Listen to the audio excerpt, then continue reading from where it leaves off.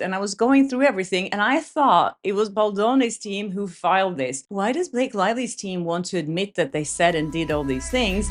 Yeah, we've lost some talk. Hi, and welcome to Blossom Talk. I'm Tasty Flo, journalist, Hollywood truth teller, and your voice of reason in a town built on delusion. Talking about delusion, you guys, there's so much delusion in this case. There's so much delusion in the media. I'm going to talk about that in this episode and how the PR is going off the rails right now. And some media outlets are shifting lanes, it seems. Like TMZ, for example, all of a sudden is mocking Blake Lively. And then you have Daily Mail and Page Six going for these clickbait titles that are really upsetting, to be honest with you.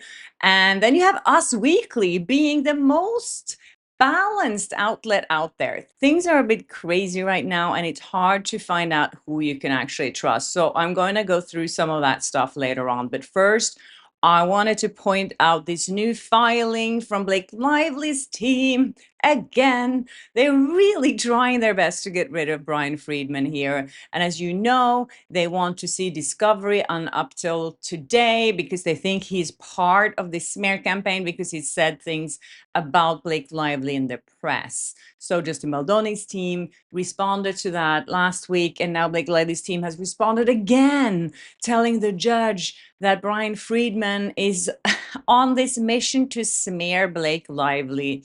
So when I opened this filing, I looked at the exhibit first and I was going through everything, and I thought it was Baldoni's team who filed this. This has happened a few times because I'm like, why does Blake Lively's team want to admit that they said and did all these things? And that's the case in this scenario as well. So when you look at the exhibit that Blake Lively's team is attaching in this case, they're showing all the horrible things that they said about Baldoni in the press, and they're explaining why it shouldn't really matter. It's so absurd. In Blake Lively's eyes, this is completely fine. They argue that these quotes came from other sources than her lawyers.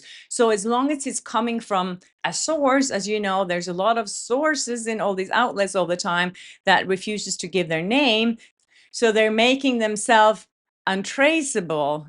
And then they say that the rules are stricter when it comes to lawyers, what they can actually say about someone, than it is about these sources. So here's just one example from what Blake Lively's team has said in the press. They say this lawsuit from Justin Baldoni, Wayfair Studio, and its associate is another chapter in the abuser playbook. This is an age-old story. A woman speaks up with concrete evidence of age, and the abuser attempts to turn the tables on the victim. This is what experts call DARVO.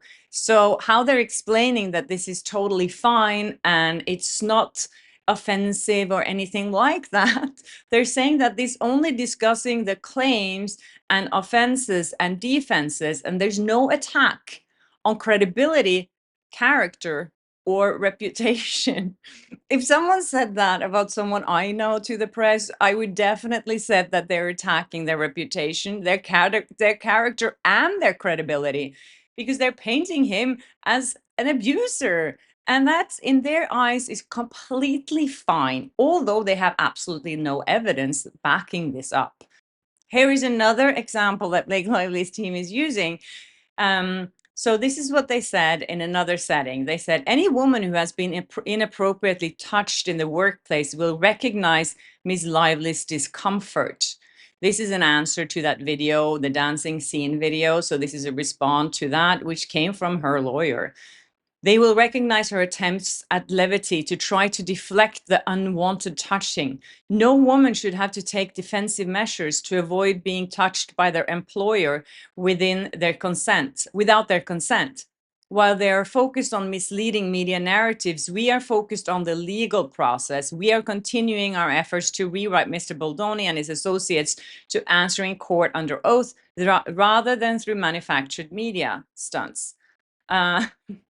If this isn't a manufactured media stunt, I don't know what is. So they're saying here that they're only discussing, again, the claims and the offenses and the defenses, and there's no attack on credibility, character, and reputation. This is just a response to Justin Baldoni's team releasing that video. In the release of that video, Justin Baldoni's team just showed us evidence. It was up to us to analyze that evidence. And so we did. And most people, I would say 99.9% of people who watch that can't see there's anything wrong with it. But the way that they are framing this in the media, basically saying there were unwanted touching involved in a scene that was supposed to be about two people falling in love and kissing each other. These statements are absolutely an attack on Baldoni's character. Yeah, so let's just be honest here. Blake Lively's team can, dress this up however they want. But what really matters is how the public reads this in the press. They don't care who the source is. They don't care if it came from a lawyer. They didn't pay attention to that. All they saw was the headline that these quotes created. And that's what's really damaging Justin Baldoni's reputation and his character and his credibility. You can't read this and say like, oh, I'm sure this person is innocent until proven guilty in court. Like this, for example, any woman who has been inappropriately touched in the workplace will recognize Ms. Lively's discomfort. They're saying that she was definitely inappropriately touched. So without giving us any evidence of that, you don't need a law degree to read these headlines when you're scrolling through Deadline and CNN. And it reads like Justin Baldoni touches women inappropriately at work. That sticks and that stains his reputation. These arguments are insane. And they're saying another one, bullying tactics to bury, ruin, and destroy her and her family, pointing at Blake Lively. That's not some neutral legal claim. That's pointing him as a monster in the headlines, that he's ruining her and her family's lives. These were headlines that definitely hurt Justin Baldoni's reputation. And you can say that we just gave a quote is not our responsibility, how the headline turned out. But they know how the media works. They know that game. They don't know how social media works. We've seen that because they miscalculated everything when it comes to social media, but they do know how the media works. So these are very calculated PR spins from Blake Lively's team. So basically what Justin Baldoni's lawyer, Brian Friedman, has said about Blake Lively is that she's arrogant and afraid of the truth. And if she wants to see the source of the smear campaign, she can look herself in the mirror. And he joked about that she would sell out Madison Square Garden for her deposition. I mean, all those things are also related to the lawsuits. And I feel like you can definitely use all the arguments that Blake Lively's team is using against Brian Friedman here. It's so ridiculous that they're now trying to sidetrack us. Like, this is what they're doing all the time now. They're like, don't look at the real claims over there. Look at all of this stuff. This is what we're talking about. But when it comes down to it, the only thing that matters here, what Blake Lively really has to prove is that she was SH'd on the set of It Ends With Us. Because if she can't prove that, everything else falls apart. It's not illegal to even run a smear campaign against someone if it's not a retaliation campaign. So all of this other stuff is trying to divert us from what's really going on and what's really important here. And the headlines that they created this week, if this isn't a smear campaign, I love this reel, by the way, from Baldoni Truth Matters Instagram, where they're showing the headlines from this week and saying, if this isn't a smear campaign, what is? I'll get more into that in a second, but first I wanted to thank the sponsor of this video, Current. I'm always looking to save money and stop those little budget leaks. And that's exactly why I started using Current. With Current, you can unlock tools to keep more of your paycheck where it belongs, in your pocket. The savings pod gives you 4% bonus on your savings. That makes your money actually grow while you're just sitting there. You also have a free overdraft for up to $200 in case you're spending a little more than you have. And there's no surprising charges that are eating up your budget. You can get direct deposits 2 days early. That means that you can plan bills and saving contributions without the waiting game. Their Build card can help you improve your credit. Users see an average increase of 80 plus points in 6 months. That can help you save money in the long term. And with 40,000 fee-free ATMs and in-store cash deposits, you're not wasting cash on access fees. Once you're qualified, you can also get a paycheck advance up to $750 in case there's something that you really want to buy and you can't wait to get it, or if you have an unexpected bill coming. I'm not a big fan of spending money that I don't have, but I also like to have the security and the feeling of if something shows up unexpected, I am always able to handle it. You can sign up at current.com/Shashti, my name, and use my code Shashti50 to get $50 and unlock tools like paycheck advance, credit building, and more. Terms and conditions apply. See current.com legal_disclaimers for details. Okay, so let's see how the mainstream media treated those text messages that I talked about last week, which was basically conversations between Justin Baldoni's team, his PR team, and Jed Wallace, as you know, who's been like in and out of this lawsuit. He was like the hired gun that was supposed to help Justin Baldoni get out of this mess and shut down all these horrible rumors that Blake Lively's team was sharing to the press about Justin Baldoni. So Daily Mail run this really surprising headline, I have to say. It says Judge Unsealed Bombshell smear campaign texts and emails in Blake Lively Justin Baldoni case. This is crazy. What is crazy to me is that they chose that headline. That's the only crazy thing here. And then they say that new details have emerged of Justin Baldoni hiring a social media guru, Jed Wallace, namely that he was paid $90,000 for his services. A cache of newly unsealed documents show. So no matter how much he was paid to save Justin Baldoni's reputation, doesn't prove that he was sparing Blake Lively. Where is the logic in that? Because they paid him more money, he must be smearing Blake. If they only paid him $10,000, it couldn't be a smear campaign. Is that what they're saying here? Because it was $90,000. It said that he was paid, I think, $30,000 a month, which is a big sum of money, but it doesn't prove anything. And they're showing that ridiculous text message from Jamie Heat where he said that I hired PR teams that cost $9 million.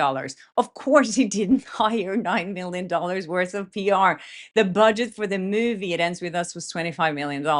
So he just put that number there to say that he spent a lot of money because $90,000 is also a lot of money. But he just said, I spent $9 million. Of course, I mean, and further down in this article, it says a source close to Baldoni's PR team told the Daily Mail that Tag was hired by Wayfair for $15,000 and suggested Heath was exaggerating the $9 million figure. Yes, suggested. I think that they said probably that that's not true. And then they're using this untraceable word again. They're saying Nathan referred to a two-part quote for untraceable social media services in a text to Heath 2 days earlier.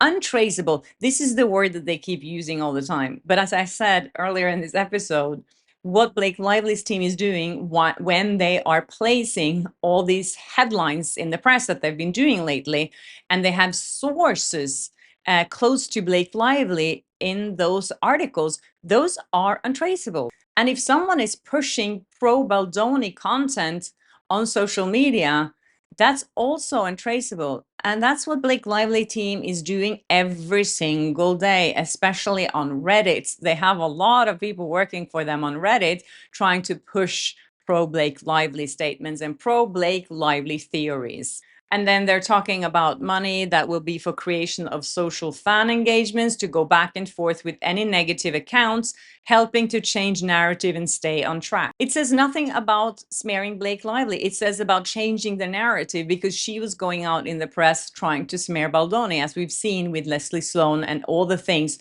that she fed Daily Mail, negative stories about Justin Baldoni. He had to defend himself against this. And this is what it's all about. Yeah, I find it quite disappointing that Daily Mail would run for this. They think it's clickbait, but I don't think so actually, because I feel like people are so pro Baldoni. If they see anything that's pro Blake or trying to put her in a good light, people aren't going to read the article even.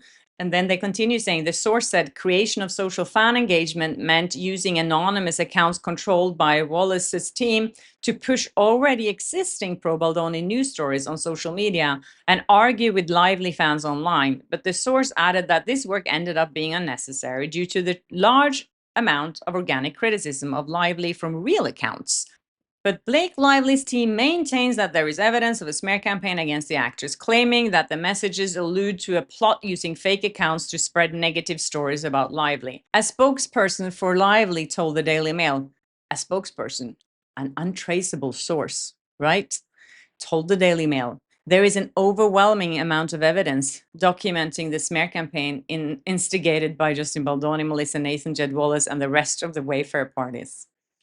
Yes, why don't this spokesperson come public so it's not untraceable who said this? At the end, all the way at the end of this article, which most people don't read, they do publish they do publish the evidence that Justin Baldoni was not involved in any smearing of Blake Lively, though.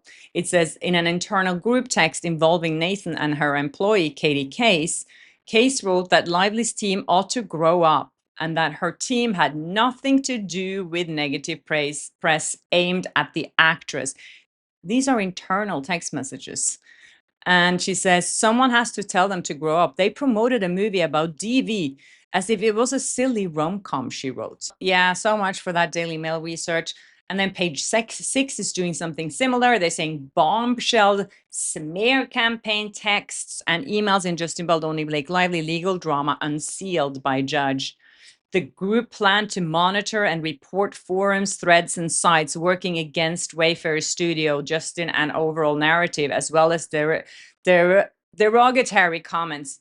Yes, they did, because someone was smearing them. So they had to get his story straight. They had to get the truth out there. Oh, and funny thing again, this is exactly what Blake Lively's team is doing now. They're doing it right now. They're doing it with all these headlines.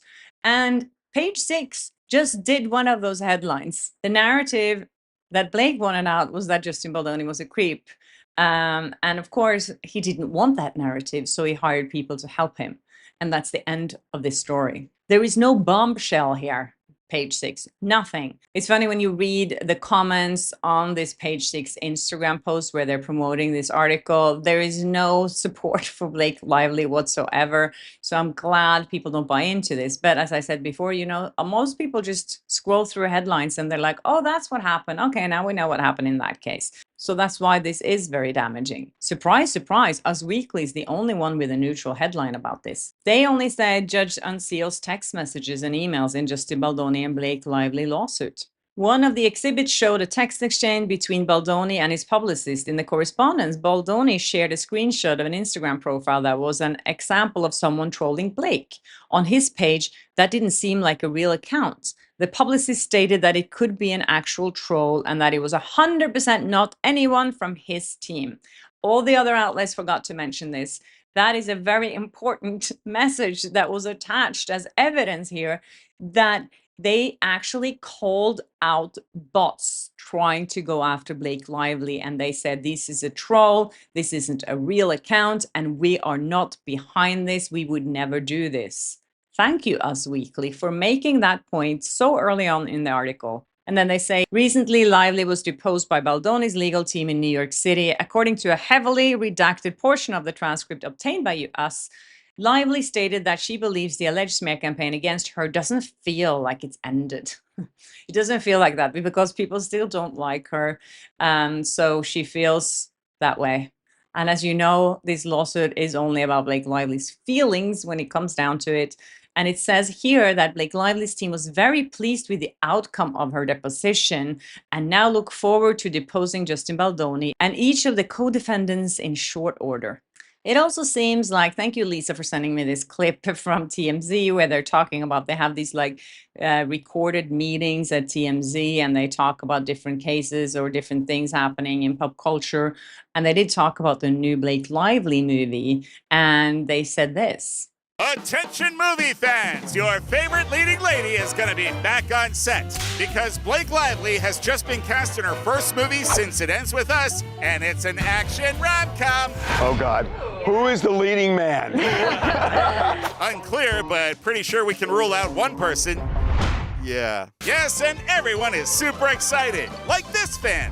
Survival of the cast is more like it. Great movie. So good luck finding a co-star for your Islands rom-com, Blake.